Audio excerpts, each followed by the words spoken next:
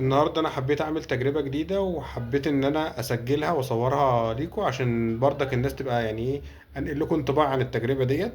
وفي نفس الوقت اثناء التجربة دي انا هحاول ان انا يعني نستغل الوقت في ان انا اقعد اردش معاكم ونتكلم في كام نقطة كده. هنقعدوا نتكلموا في ايه الفرق ان انا اشتري موتوسيكل جديد او مستعمل للشغل. وهنتكلم كمان ازاي ان انا احافظ على الموتوسيكل بتاعي الجديد يفضل على طول بكفاءته شغال يبقى جديد، وازاي انا اخلي الموتوسيكل المستعمل بتاعي بكفاءة الجديد. يلا بينا، شاركوني تجربتي.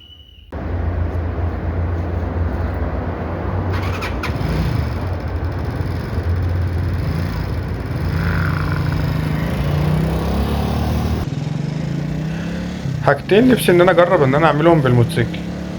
اول حاجه ان انا بفكر ان انا عاوز اجرب اسافر بالموتوسيكل لمسافات كبيره وكده. لما بتفرج على فيديوهات ناس بتسافر بالموتوسيكل وتطلع اماكن بعيده، بحس ان الموضوع ممتع. ففي الفيديوهات شكله حلو، ما اعرفش بقى انا لو جربته هيطلع حلو ولا لا. وكمان لما قعدت ادور لقيت ان في ناس كتير بتسافر بموتوسيكلات 125 سي سي و100 سي سي ومش عارف ايه.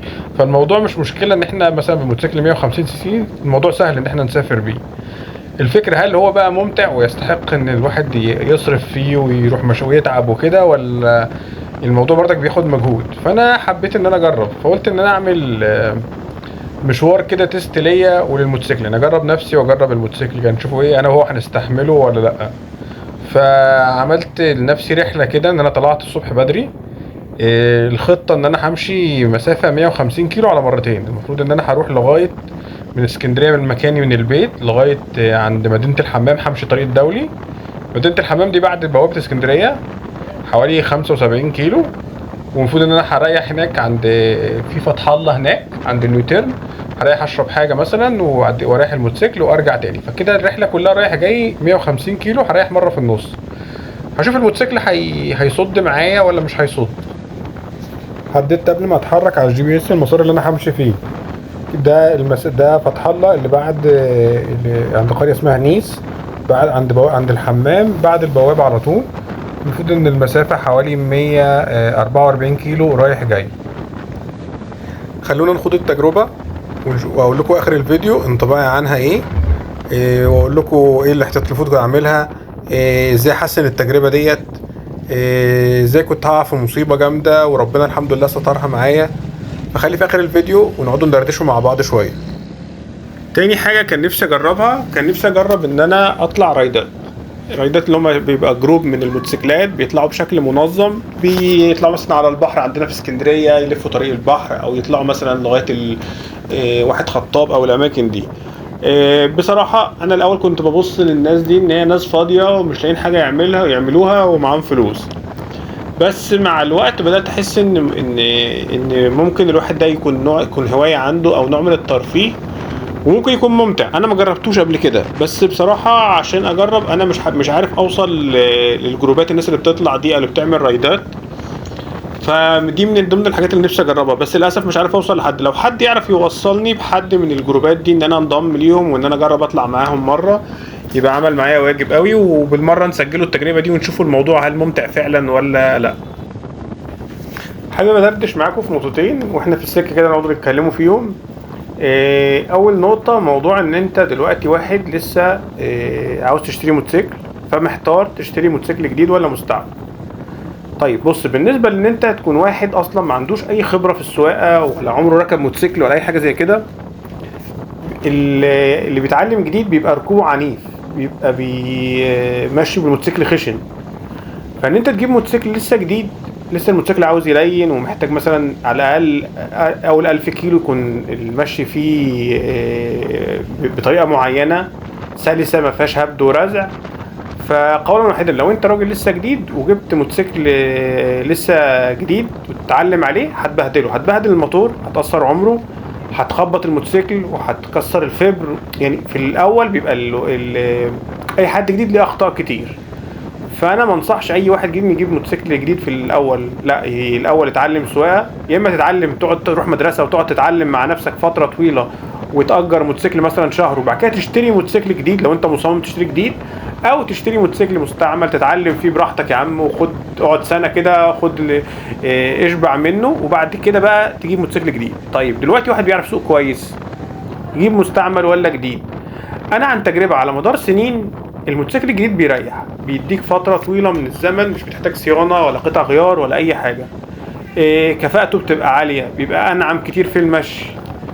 انت عشان راجل طالع تشتغل ما عندكش وقت كل شويه تروح للميكانيكي، كل شويه نصرف فلوس، كل شويه كذا كذا كذا. فقولا واحدا، انت دلوقتي الافضل تشتري مستعمل ولا جديد؟ وانت راجل بتعرف تسوق كويس، لا جيب جديد. هيريحك فتره طويله جدا. انا اعرف ناس بتشتري الموتوسيكل يقعد معاه 3 سنين، وبعد كده اول ما يبدا يحس ان هو بدا يخش في مصاريف او عمره، يقوم جاي بايعه ورايح يشتري واحد جديد تاني. هو كده. الفرق بين ثمن الموتوسيكل الجديد والمستعمل اشترى دماغه. المصاريف اللي كان هيصرفها صيانه بعد السنه دي، او ال3 سنين دول، هو هيوفرهم في ان هو يوفر وقته يحطهم في موتوسيكل جديد. نقطة كمان حابب ان انا ادردش معاكم فيها، وهي فعلا انا تجربتي من خلال سنين بدأت اخد بالي من الحكاية دي. دلوقتي انت لما تجيب موتوسيكل جديد، الموتوسيكل الجديد بيقعد يعني في حدود، من لو هو نوعه كويس مثلا استيراد مش مصري وخامته كويسة، ممكن يقعد معاك اول 3 سنين. انت ما بتعملش في ال3 سنين دول غير غيار الزيت والبنزين، تمام، وما تمشيش في اي صيانة. كاوتش معاك قاعد بقاله سنتين 3، تقوم طقم الجر معمر معاك الموتور نفسه في مدة طويلة جدا.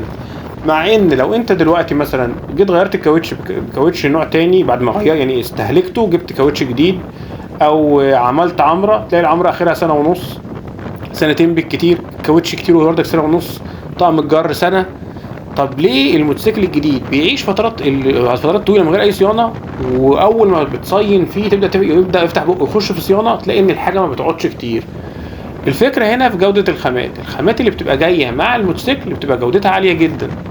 الخامات اللي في السوق هنا نسبه كبيره من قطع الغيار الموجوده في السوق بتبقى جودتها رخيصه، بالاضافه لحاجه ان اغلب الناس لما بيجي بيشتري بيسترخص، يقول لك انا كده كده الحاجه بتستهلك، فنجيبه، مش لازم نجيبه الغالي. انا عن تجربه لقيت ان ممكن يكون فرق بين قطعه الغيار اللي هي العاديه واللي جودتها اعلى فرق بسيط جدا، بس العمر الافتراضي بتاعها اطول كتير جدا. لما تيجي تجيب كاوتش مثلا كاوتش صيني، هيبقى بيزحلق ناعم، بينعم بسرعه سنه بالظبط وبدات الفرده تنمل معايا. لو جبت من نوع تايلاندي او اي نوع من انواع النظيفه اللي هي مثلا اغلى 200 300 جنيه في السعر، هتلاقي الفرده تقعد معاك 2 و3 سنين. العبره كلها في الخامات. فانت لو معاك موتوسيكل جديد، لما تيجي يبدا يفتح بقه بقى في انه يخش في صيانه وكده، استنضف اجود خامات. طبعا مش الموضوع مش مرتبط بالسعر، انت تدور على حد كويس بتاع قطع غيار بتتعامل معاه باستمرار وهو امين، ويقول لك الحاجه دي نوعها دي اصليه، دي تقليد، دي، وتدور على البراندات النظيفه اللي انت واثق فيها. الموضوع محتاج خبره ومحتاج ميكانيكي امين يبدا يوجهك ناحيه قطع الغيار المناسبه لموتوسيكلك.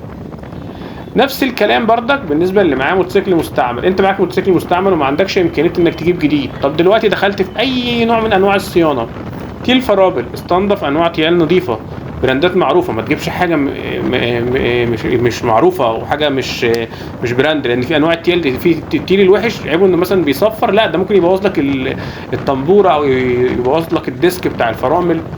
جيب فرده كاوتش، جيبها نظيفه، تيجي تعمل عمره، اعمل انضف خامات. المفروض الموتوسيكل بتاعي داخل على العمره الفتره اللي جايه، هو داخل في سنه و4 شهور دلوقتي من العمره اللي فاتت. انا قبل كده ما اهتمتش بالخامات، المره دي ناوي باذن الله وانا بعمر اجيب اجود خامات. انا عاوز الحاجه تعمر معايا مده طويله. فانت لو الموتوسيكل بتاعك مستعمل، كل ما تيجي تجيب اي قطع غيار تصينها تجيب اجود قطع غيار، هتلاقي الموضوع هيفرق معاك في فتره مده استمرار قطعه الغيار دي معاك. بالاضافه بقى لجوده الخامه في الصوت مثلا، في الاداء. يعني الكاوتش، انا عندي جبت كاوتش صيني قبل كده، الكاوتش بيزحلق، الكاوتش وهو جديد بيزحلق، تيجي تمسك فرامل، مجرد بس ما انت ضغطت سنه جامد على الفرامل تلاقي الفرده زحفت على الارض. لكن الكاوتش الانواع النظيفه ما بيعملش كده. فدايما دور على الخامات النظيفه. كده انا وصلت بوابه الخروج من اسكندريه. طبعا احنا في البوابات ما بندفعش، ولا احنا طالعين ولا احنا داخلين. الموتوسيكلات ما بتدفعش، العربيات بس اللي بتدفع، لكن الموتوسيكلات مش بتدفع ولا طالع ولا داخل.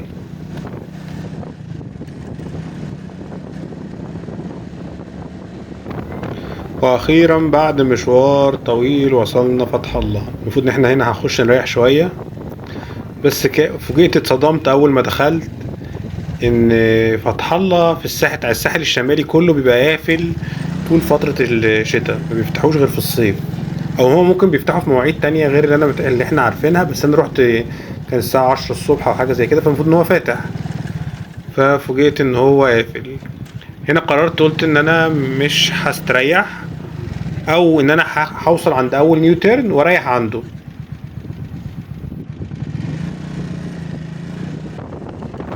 هنا كنت وصلت للنيو تيرن اللي بعد فتح الله، وانا بعديها لو وصلت هنا قلت لا، طالما انت حاسس انت كويس والموتوسيكل اللي صوته عادي ما فيهوش اي حاجه، كنت ماشي 75 كيلو، قلت انا هرجع كمان من غير ما اريح، همشي كمان 75 كيلو، يبقى كله 150 كيلو او 144 كيلو بالظبط. تعالوا نتكلم بقى عن تقييمي لتجربة الرحلة دي. اول حاجة وانا رايح بصراحة ما كنتش مستمتع خالص، يعني كنت حاسس ان انا الموضوع مجهود، وانا موتوسيكلي اصلا خشن في المشي، ما كنتش بعدي ال60، لان الموتوسيكل فوق ال60 بيبقى خشن قوي، فحسيت ان الموضوع مجهد اكتر من اي حاجة تانية، ما حسيتش باستمتاع. بعد كده بقى وانا راجع بدأت ان انا حاطط سماعات في وداني، وانا حاطط ديفندر قدام كده عالي شوية، فبقيت قاعد بشكل اريح ورفعت رجلي عليه، وبدأت احس ان الموضوع ممتع. الموضوع كان ناقصه عشان يعني انا من وجهة نظري ان هو كان ممكن يكون ممتع اكتر لو كان في صحبة، يعني انا مش طالع لوحدي، انا معايا مثلا 2 صحابي او 3 او حاجة زي كده، او عدد حتى كبير، كان الموضوع جو ان شلة طالعة مع بعض كان هيبقى ممتع. تاني حاجة الهدف من المشوار، المفروض ان الموضوع مش مجرد بس ماشي بالموتوسيكل، لا انت تبقى عامل مكان تروح تستمتع فيه او تقضي وقت، وبعد كده ترجع تاني، ده اللي هيعمل جو ممتع للرحلة ذات نفسها. وانا بقى انا راجع بعد ما كنت ماشي في السكة، حصل معايا حركة كده وربنا سترها معايا، وده بيخلي الواحد ده كده يعمل حسابه ان يكون معاه عدة ومعاه كل حاجة، وهو طالع مشاوير طويلة زي ديت، وطبعا لازم يربط ويهتم بالموتوسيكل كويس جدا قبل ما يطلع. دي طبعا بوابات اسكندريه وانا داخل تاني، هو ولا حد بيكلمك ولا حد بيجي جنبك، بس هما بيقعدوا يبصوا لك كده مستغرب ايه اللي جاب واحد بموتوسيكل في حته زي دي. طول ما انا ماشي في السكه كنت حاطط رجلي على الدواسات دي طول السكه، المهم جيت في حته حطيت رجلي على الدواسه اللي هي العاديه بتاعت الرجل، حسيت ان في حاجه غلط وان الدواسه مفكوكه، فقلت اقف على جنب ابص اشوف في ايه، لان حاسس ان في حاجه غلط.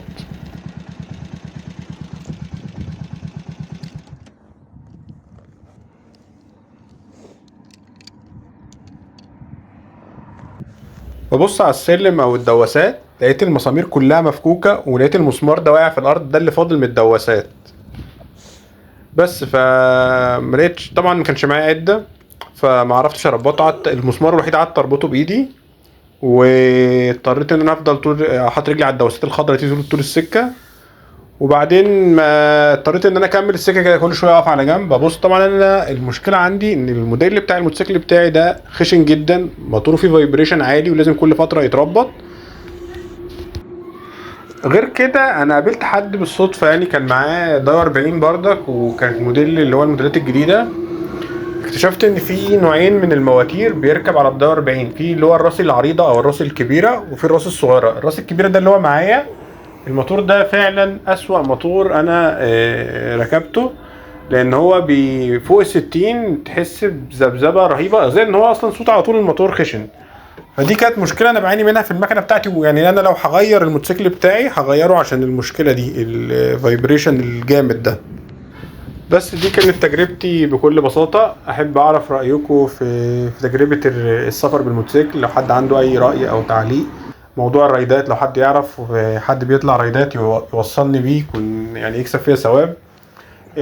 وبرضك النقطتين اللي احنا اتكلمنا فيهم، لو حد ليه اي تعليق او نقاش فيهم، يا ريت اعرف رايكم في الكومنتات. بس ويلا السلام.